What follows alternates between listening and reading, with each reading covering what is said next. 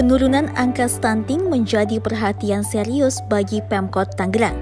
Dengan itu, dihadirkan sederet program pemenuhan gizi dan penurunan stunting. Hingga kini, Kota Tangerang berhasil meraih predikat Nindya sebagai Kota Layak Anak dari Kementerian Pemberdayaan Perempuan dan Perlindungan Anak atau KPPA Republik Indonesia. Hal ini pun mendapat apresiasi dari Provinsi Banten lewat Badan Perencanaan Pembangunan Daerah atau Bapeda, di mana angka stunting Kota Tangerang terendah seprovinsi Banten, bahkan di bawah angka nasional. Stunting ini kan sudah menjadi program nasional ya, sehingga di daerah pun harus mendukung program nasional ini, di mana target untuk nasional di seluruh daerah itu di 2024 itu 14%. Sedangkan kondisi saat ini kita di Banten sendiri posisinya 24,5 prevalensi stuntingnya tahun 2021 ya. Ini data diambil dari SSGI Survei Status Gizi Indonesia, di mana SSGI ini dilaksanakan oleh Kementerian Kesehatan. Kota Tangerang sendiri untuk tahun kemarin itu angkanya di catatan kita 15,3 prevalensi stuntingnya. Ini adalah angka yang terkecil, terendah di antara 8 kabupaten kota di Provinsi Banten. Rata-rata Banten sendiri 24,5 di tahun 2021. Sehingga memang kita semua harus bersinergi, baik provinsi maupun kabupaten kota untuk mencapai angka prevalensi 14% di 2024 secara nasional. Dan memang secara provinsi Tangerang ini termasuk yang terendah angka prevalensinya, sehingga kemarin kita lakukan penilaian kinerja pencapaian stuntingnya itu mendapat skor tertinggi dari di antara 8 kabupaten kota. Kota Tangerang yang tertinggi, dan kemarin juga sudah mendapat apresiasi juga ya dari Kementerian Dalam Negeri.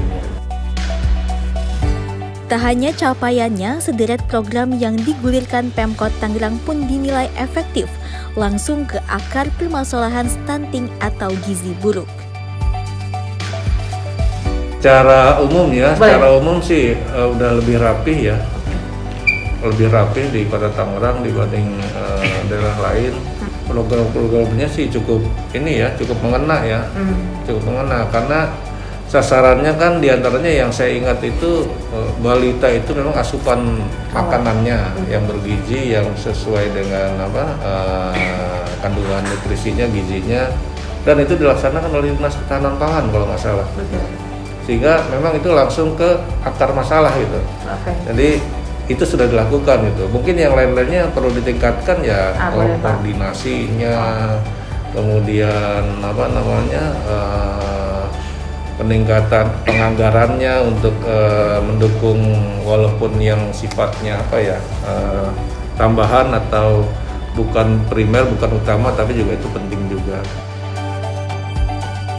Pemprov pun tak ragu dengan Kota Layak Anak yang disandang Kota Tangerang, karena pada penilaian Kota Tangerang berhasil meraih skor 964 poin.